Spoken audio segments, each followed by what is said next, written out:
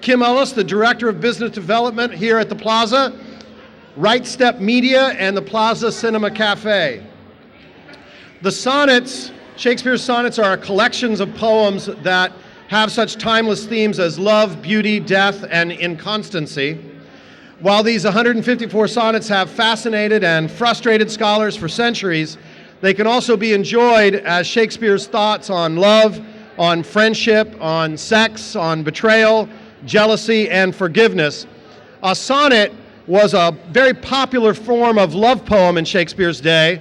They didn't use anybody's names to protect both the innocent and the guilty. They're rather mysterious. They're sometimes a bit of a riddle, meant to be very clear to the person that they're sent to, and just a little bit of a puzzle for everybody else.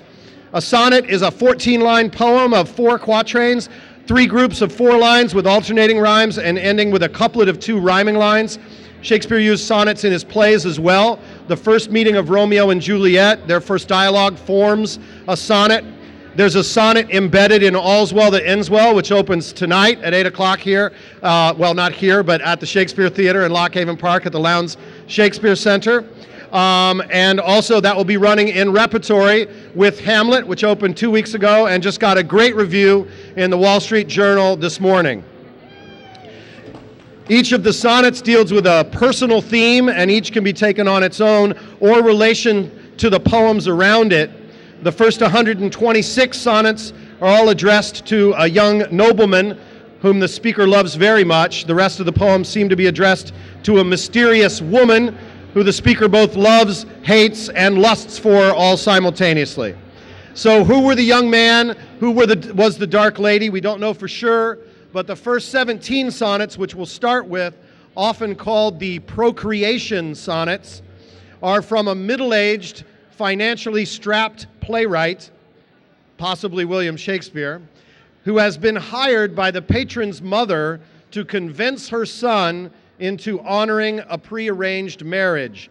The poet urges this young man to marry and have children, thereby passing down his own beauty to the next generation. This has historical basis in the young Earl of Southampton, who was both known for his good looks and also for his refusal of his parents when they demanded for him to marry. It may be, many people believe, that Southampton's parents hired Shakespeare to write these first sonnets to convince the Earl to marry and have children. In these poems, the playwright urges the beautiful young man to replicate his own beauty by having children and tries to shame him in saying that he sins by threatening to leave the world no copy of his own beauty. Which brings us to sonnet number 1. From fairest creatures we desire increase, that thereby beauty's rose might never die. But as the riper should by time decease, his tender air might bear his memory. But thou, contracted to thine own bright eyes, feedst thy light's fame with self-substantial fuel, making a famine where abundance lies. Thyself, thy foe, to thy sweet self too cruel. Thou, that art now the world's fresh ornament, and only herald to the gaudy spring within thine own bud, buryest thy content, and tender churl makest waste in misering.